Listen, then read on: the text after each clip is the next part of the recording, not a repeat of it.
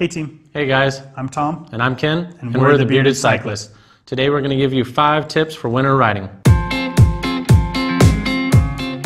Our first tip for you today is about lights. And there's really 2 main things you need to keep in mind when you're talking about lights.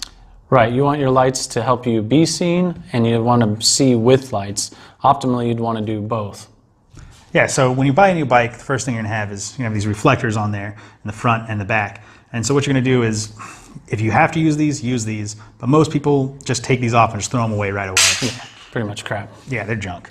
So next you have these like rear-facing lights and front-facing lights. These are where you can be seen, but you can't really see anything. You have different options, batteries like button batteries, AAAs, or rechargeable. Rechargeable is the best, but still these aren't very good for being able to go out and ride. This is like they're not super bright is the problem. Yeah, exactly. So this is like during the day and you just want to be seen. Make sure that other cars see you. So flash more than shine straight. Yeah, the advantage of these lights here is their brightness is significantly higher. So in the dark or in dusk, you're going to be seen from a lot farther away or be able to see a lot farther away. These rear lights here are nice because they have different flashing patterns. This one here is rechargeable, that one takes batteries, but their brightness is real high, so you're going to be seen pretty well. Same kind of deal with these front lights here. They're pretty bright. This one's 700 lumens, this one's 1200 lumens, and they have multiple flashing patterns, so you got options even during the daytime. This one's rechargeable via USB. Kind of a little bit of a disadvantage here is you got a battery pack that you got to carry around, but it does carry a charge for a long time. So the brightness here is just really impressive. So optimally, having great lights is really what you want because you want to be seen and you want to be able to see the road really well.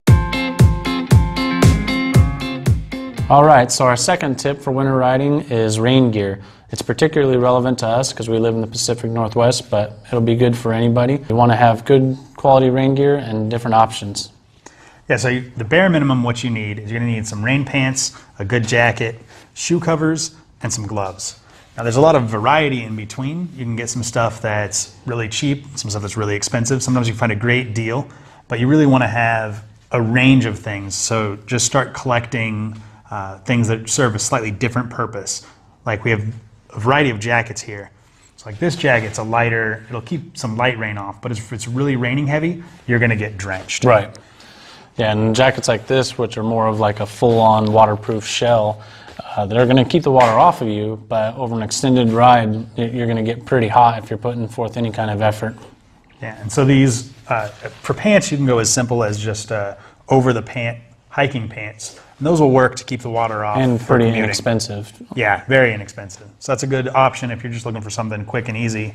But then you also probably going to want to get a nice set of actual cycling pants. Yeah, and you got the same kind of range in shoe covers. You got something just as basic as a waterproof shell to things that are more like a neoprene where they're insulated and they'll keep your feet warm as well as dry. Same sort of deal with gloves. We can talk a lot about gloves, and we'll talk some more about different gloves, but you really want something that will keep your hands as dry as possible because nothing is as miserable as wet hands and feet when you're trying to ride. Absolutely. Kind of a bonus one is if you have a helmet cover, that's a good way to kind of keep the rain off your head and just kind of keep you a little more comfortable all around. Start looking for rain gear. It's good to read reviews and see what other people like, and that can be a great way to make the decision. Our third tip is cold weather gear. You want to make sure that you have some stuff that's going to keep you warm so that you're comfortable when you're out on your ride. Yeah, for sure. Sometimes in the wintertime it might be bright and sunny out, but still be in the 30s or even the 40s. So your rain gear is good for keeping you dry, but it's not really meant to keep you warm. Yeah, so in addition to having like a jacket you're typically going to wear, you want to maybe throw in like a base layer or some arm warmers, something like that. And the nice thing about these kind of options too is that if say you're out there and you're riding throughout the day and it does start to get a little bit sunnier and you get warm, you can peel these off and put them in your jersey pocket or put them in your pocket in some fashion. Yeah, one of the ones that's harder is something like this, like a beanie. It's going to keep you real warm, but you don't really have a good place to stash it or a good in-between. So that's why a lot of times we'll go with something like this that's just going to cover your ears and keep your ears warm. Yeah, and the reality is if that gets too warm, you should pull it around your neck for a little while until you're off of the hill. Yeah, there you go. And we talked earlier a little bit about gloves, but gloves come in a lot of different options. You can have something that's as light and easy that you could even wear during the summer, but you're really kind of more for spring and fall time. And then there's some other ones that are a little bit thicker, but not too thick, moving all the way up to... Yeah, full on to a heavy duty. This will keep your hands warm in 30-degree weather. Yeah. Same thing with the shoe covers, lots of options. The best thing you can do is just have as many options as possible so that you can choose what's right for the day. Oftentimes we'll do something like a vest with arm warmers, and that'll keep you nice and warm, right, but also not too hot. Yeah, because there's nothing more miserable than having cold fingers and cold toes while you're out on a ride. Our fourth tip for you is about tires and brakes. There's a ton of different options for tires and different sizes and compounds and things, but there's only really two options for brakes. You're going to have your traditional rim brakes, which is like this one, where you're actually going to have the brake come around the side like this and you actually grab right here and grab on the rim and slow down the bike. Or you're going to have disc brakes, which is like this, where the disc is what gets grabbed and held tight, and that will slow you down. So ideally, in the wet weather, the disc brake is a little bit better. The rim brakes will work. They've been using them for a long time, but the disc brake has a little bit more modulation and it's a little more responsive. Now, the other thing we want to talk about is tread. So you have some tires don't really have a lot of tread.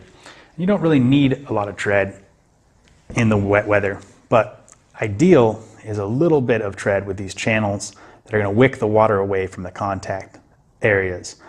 The biggest thing is the compound itself, but if you can get a good compound with a little bit of tread, that's going to help a lot. And ideally, you're just going to go with whatever's going to make you the most comfortable, and whatever helps you feel confident getting out on the road, that's the ideal tire and brake set for you. Our fifth and final tip for you is about the bike as a whole.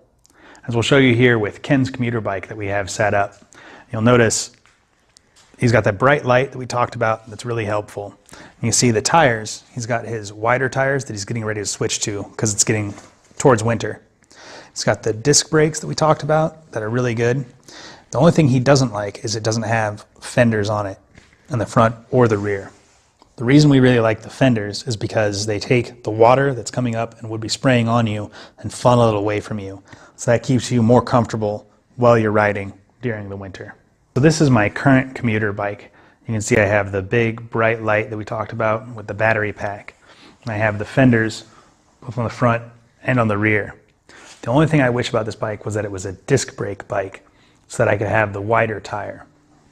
Because I feel like if I had a wider tire and the disc brakes, I would feel a lot more comfortable and confident when it's wet outside and it's cold and it's dark, and that being able to brake reliably when you want to is important.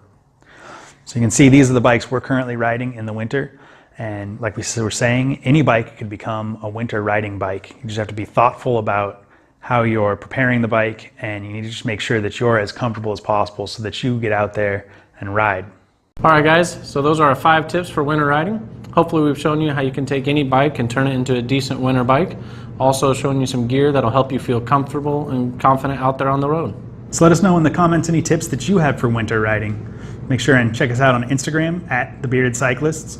Go ahead and like and subscribe. And as always, we're The Bearded Cyclists. Peace out.